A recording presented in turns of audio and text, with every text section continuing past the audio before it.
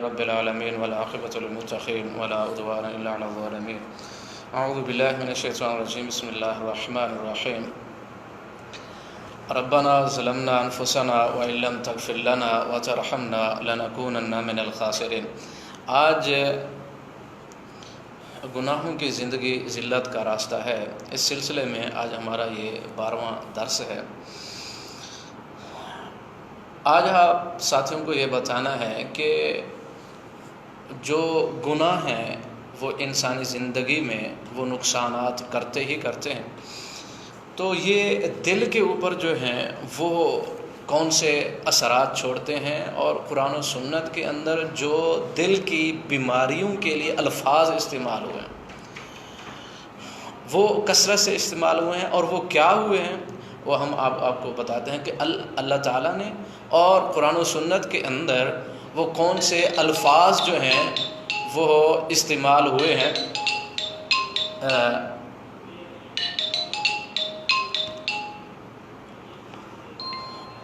قرآن و سنت کے اندر جو ہے وہ الفاظ جو استعمال ہوئے ہیں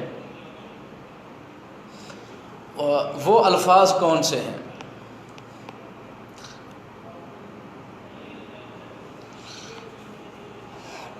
نمبر 1، السلام علیکم ورحمۃ اللہ وبرکاتہ. الحمدللہ رب العالمین والعاقبۃ للمتقین. پہلا جو لفظ قرآن مجید یا اعوذ باللہ من الشیطان الرجیم. مطلب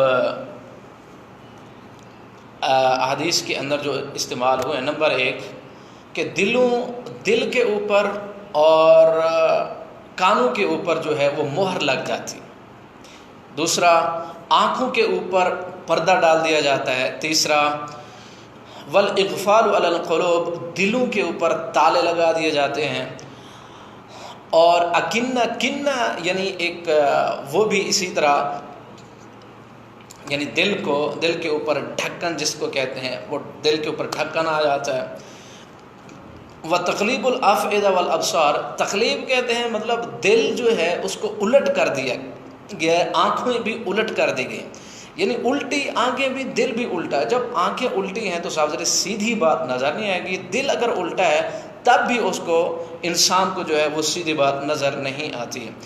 اور ایک اور چیز کہ جو قرآن و سنت کے اندر جو الفاظ استعمال ہوئے ہیں، یعنی انسان اور اس کے دل کے درمیان کوئی چیز حائل ہو چکی ہے، رکاوٹ ہے، پردہ ہے، اب اس کو جو ہے وہ دوسری چیزیں وہ نظر نہیں آئیں گی. اور اسی طرح یہ ایک لفظ یہ بھی استعمال ہوا کہ دل اللہ تعالیٰ کے ذکر سے غافل ہے. مطلب غفلت بھی وہ ایک بیماری ہے دل کی. ایک اور چیز یہ کہ انسان گناہوں کی وجہ سے اپنے آپ کو بھول جاتا ہے. یہ بہت بڑی بیماری ہے. یعنی انسان جو ہے اپنے آپ کو بھول جاتا ہے، وہ اپنے آپ کو ٹھیک کرنے کی کوشش بھی نہیں کرتا ہے. پھر جو کچھ ہوتا چلا جائے وہ مانتا چلا جاتا ہے، کرتا چلا جاتا ہے. یعنی اپنے آپ کو مکمل طور پر آخرت کو وہ اپنے آپ کو بھلا بیٹھتا ہے کہ میں نے ٹھیک ہونا کہ نہیں. اچھا، پھر حق سے دل کو پھیر دیا گیا، یعنی یہ بھی لفظ استعمال ہوا کہ حق سے دل کو پھیر دیا گیا. اب پھیر دیا گیا کس وجہ سے؟ گناہوں بما کسبت ایدی الناس، گناہوں کی وجہ سے. گناہ ہی انسان کے اتنا انسان گناہوں میں مبتلا آپ سمجھیں، یا پھر رسیا ہو گیا گناہوں کا. حق سے اس کو پھیر دیا گیا انسان کے اپنے کرتوت اور اعمال کی وجہ سے.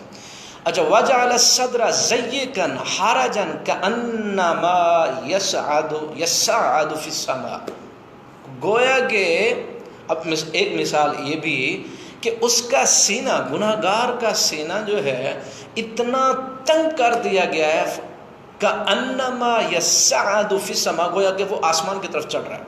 اب ایک بات یاد رکھیں کہ ہمیشہ انسان کے لیے جو مسئلہ ہے نا، اوپر چڑھنے میں اس کو ہزاروں مسائل پیدا ہوتے ہیں. اس کے مسلز کے لیے، اس کے سانس کے لیے، اس کے جسم کے لیے، اس کی باڈی کے لیے، پورے جسم کی توانائی اور قوت جو ہے وہ لگتی ہے ایک انسان کو اوپر چڑھنے میں.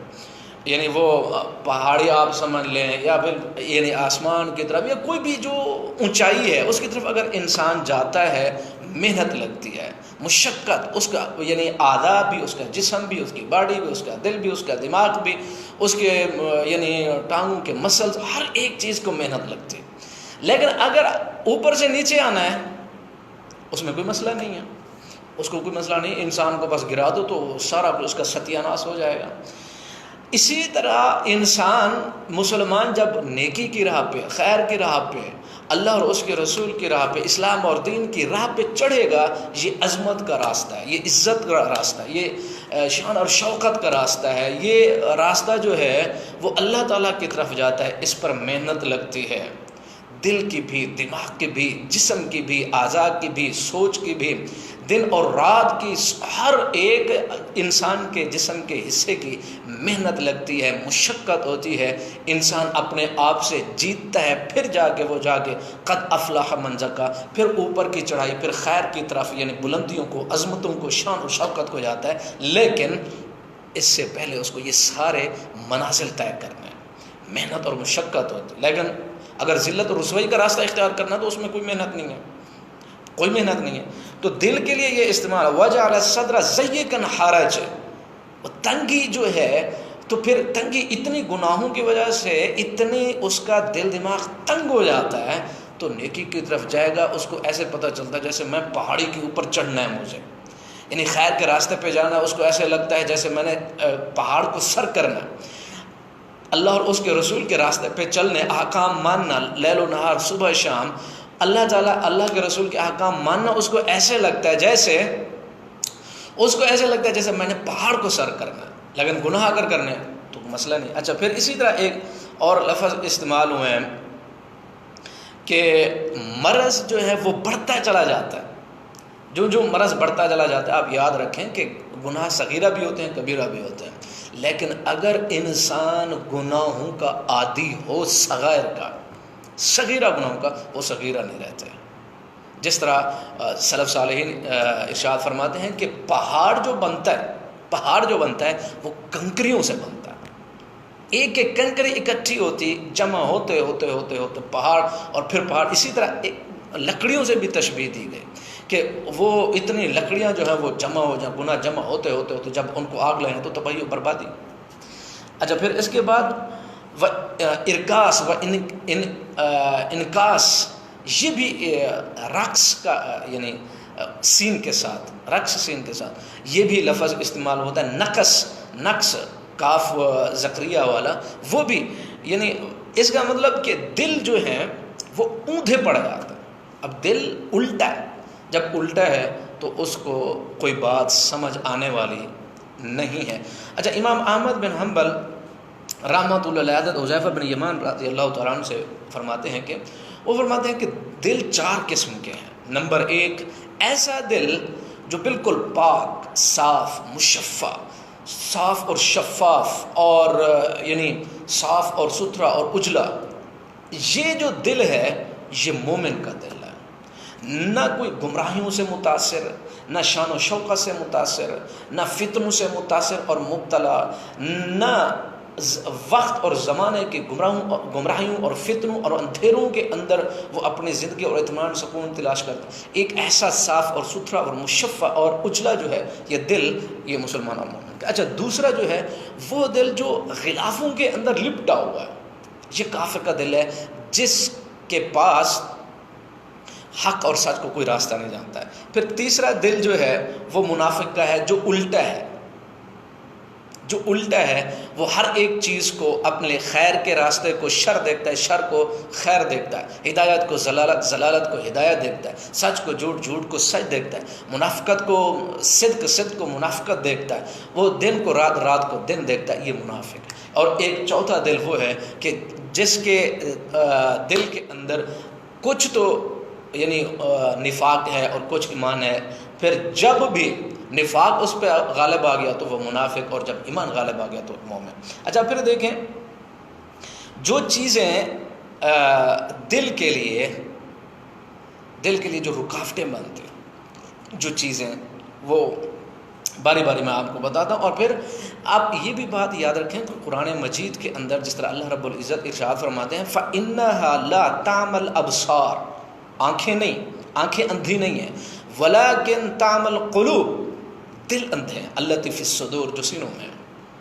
اچھا دل اندھے ہوتے ہیں، اور یہ حقیقت ہے، یہ حقیقت ہے، دل اندھا بھی، گنگا بھی، بہرا بھی، سم بکم عمی فہم لا یرجعون۔ اب یہ تینوں جو لفظ استعمال ہیں، سم بکم عمی، یہ ایسا نہیں ہے، عطف کے ساتھ نہیں آیا ہے، بلکہ اس کا مطلب یہ ہے کہ بیک وقت یہ صفات ان میں پائی جاتے ہیں منافقین، سم بکم عمی۔ تو اس کا مطلب یہ کہ دل جو ہیں وہ اندھے بھی ہیں، اور یہ حقیقت ہے، یہ حقیقت ہے، یہ حقیقت ہے کہ دل اندھے ہوتے ہیں، گنگے ہوتے ہیں، بہرے ہوتے ہیں۔ اللہ رب العزت ارشاد فرماتے ہیں ولیکن تعمل قلوب، دل اندھے ہیں، التی فی الصدور، جو سینوں کے اندر موجود ہے، اور یہ حقیقت ہے، یہ کوئی ایسی بات نہیں یعنی آپ سمجھیں کہ اس کا معنی کچھ اور ہوگا، نہیں، دل اندھے ہوتے ہیں۔ اچھا پھر جو دل کے اوپر جو چیزیں مطلب رکاوٹ بنتی ہیں، جو مسائل پیدا ہوتے ہیں، ایک ایک کر کے ہم آپ کو بتاتے ہیں۔ تو امام ابن قیم رحمۃ اللہ علیہ ارشاد فرماتے ہیں گناہوں کی وجہ سے دل اندھا بھی، گنگا بھی، بہرا بھی۔ اچھا پھر انسان جو ہے وہ مختلف صورتحال کے اندر مبتلا ہوتے ہیں، اور وہ سمجھتے ہیں کہ ہم ٹھیک ہیں، لیکن ان کی نشانی کیا ہے کہ ان کے دل اندھے ہیں؟ نشانی کیا ہے؟ فلاں کا دل صحیح ہے، فلاں کا دل جو ہے وہ بیمار، مریض، امراض، بیماریوں کا شکار ہے۔ کیا امام ابن قیم رحمۃ اللہ علیہ ارشاد فرماتے ہیں جن کے دل صاف ہیں، جن کے دل ایمان سے منور ہیں، جن کے دل جو ہے اللہ اور اس کے رسول کی بات اور اطاعت کرنے والے ہیں، ان کے دل آپ دیکھیں کہ ان کی روٹین، ان کے شب و روز، ان کے جذبات، ان کے شوق اور رغبتیں اور ان کی محبتیں وہ کہاں ہیں، اور کہاں جا کر ان کو سکون اطمینان ملتا ہے، کس سوسائٹی، کس دوستی اور کن لوگوں کے اندر جا کر وہ سکون، اطمینان اور لذت محسوس کرتے ہیں۔ تو اسی سے پتہ چل جائے گا کہ ان کے دل کا حال کیا ہے۔ اور دوسرے جو مریض ہیں، جو بیمار ہیں، پھر دیکھیں کہ وہ کہتے ہیں کہ ہوش کے ارد گرد گھومتے رہتے ہیں، گند کے ارد گرد گھومتے رہتے ہیں، پھر اللہ کو ان کی پرواہ نہیں ہوتی، یعنی دن ان کی جو روز کی روٹین ہے، 24 گھنٹے کی روٹین ہے، ان کا یہ اٹھنا بیٹھنا، ان کی رغبتیں ہیں، ان کے شوق ہیں، ان کی جو دلچسپیاں جو ہیں وہ رذائل کی طرف، وہ گناہوں کی طرف، وہ بیماریوں اور امراض کی طرف، یعنی دل کے بیماری امراض کی طرف جاتے ہیں۔ جس طرح ایک حدیث کے اندر آپ صلی اللہ علیہ وسلم نے ارشاد فرمایا یذهب الصالحون الاول فالاول وتبقى حصالہ كحصالة الشعير او التمر، تو آپ نے ارشاد فرمایا لا یبالیہم اللہ بالا، اللہ تعالیٰ کو جب وہ نیک لوگ چلے جائیں گے آہستہ آہستہ اور باقی رہ جائیں گے کچرا لوگ، پھر وہ کچرا لوگ کا حصالۃ الشعیر او التمر لا یبالیہم اللہ بالا، اللہ تعالیٰ کو ان کی کوئی پرواہ نہیں ہوگی۔ اب یہ کون ہے؟ جن کے دلوں کے وہ امراض اور بیماریاں جو ہیں بہت زیادہ۔ اچھا پھر ایک اور بات امام ابن قیم رحمۃ اللہ علیہ ارشاد فرماتے ہیں کہ انسان کے دل کے اندر جو سب سے، آپ ایک بات یہ سمجھیں کہ بندے اور انسان کے دل اور اس کے اعمال کے درمیان ایک مسافت ہے، اور اسی طرح انسان کے دل اور اس کے رب کے درمیان ایک مسافت ہے۔ اب یہ مسافت انسان مسلمان نے خود طے کرنی ہے، ختم کرنی ہے، اس مسافت کو، دوری کو دور کرنا ہے خود۔ تو فرماتے ہیں انسان کے اعمال اور دل کے درمیان جو حجاب ہے، اللہ اور اس کے دل کے درمیان جو حجاب، سب سے بڑا حجاب ہے، سب سے بڑی رکاوٹ ہے، وہ ہے دنیا کی محبت، وہ ہے جاہ و حشمت، اقتدار، اختیار کی محبت، وہ ہے عزت اور حشمت لوگوں سے لینا، وہ ہے انسانوں سے واہ واہ لینا، وہ ہے دنیا کے اندر دنیا کے لیے کرسی، اختیارات، اقتدار لینا۔ اور امام ابن قیم رحمۃ اللہ علیہ ارشاد فرماتے ہیں یہ ایسا نشہ ہے جو شراب سے بھی بڑھ کر نشہ ہے، اور اس وقت تک مریض کو افاقہ نہیں ہوتا، بیماری اس کی ختم نہیں ہوتی جب تک اس کو موت نہیں آتی۔ اللہ تعالیٰ ہم سب مسلمانوں کو محفوظ فرمائے، اللہ تعالیٰ ہمیں اسلام سمجھنے کی توفیق عطا فرمائے۔ وما علینا الا البلاغ المبین۔